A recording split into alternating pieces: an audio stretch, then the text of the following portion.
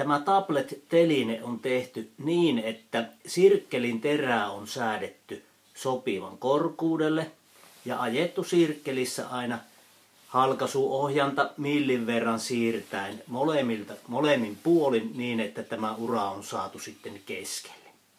Tässä on semmoinen havainne palikka, joka kertoo myös tämän idean. Kun tuo ura on tehty, niin sitten tämä kappale on katkaistu sopivan pituiseksi, mitattu tuosta tabletista ja tehty tähän vielä tämmöistä siroa muotoilua.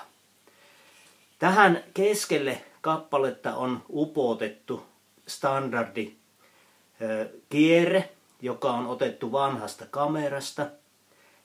Näitä on hyvin paljon erilaisia ja yleensä näiden pohjassa on joku pieni ruuvi tai joku muu kiinnitys.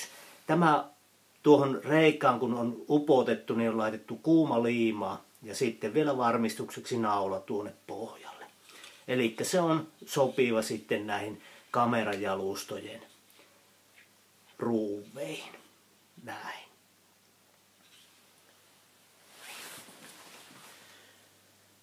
Tämän telineen avulla tavallaan tämä tabletin käyttö on muuttunut minulla kokonaan. Minä aamulla aamiaispöydässä käytän tätä ihan tämmöisenä lukutelineenä ja tästä luen sitten lehdet ja kaikki. Tämän tekeminen soveltuu erinomaisesti kouluopetukseen ja tätä ideaa voi innovoida hyvin eri muotoilla eri tavalla ja myös tätä ajatusta voi soveltaa kännyköiden telineeksi taikka latausalustaksi tai vaikkapa koululuokkien latausalustaan, minnekä kaikki puhelimet jätetään oppituntien ajaksi. Hyvä idea.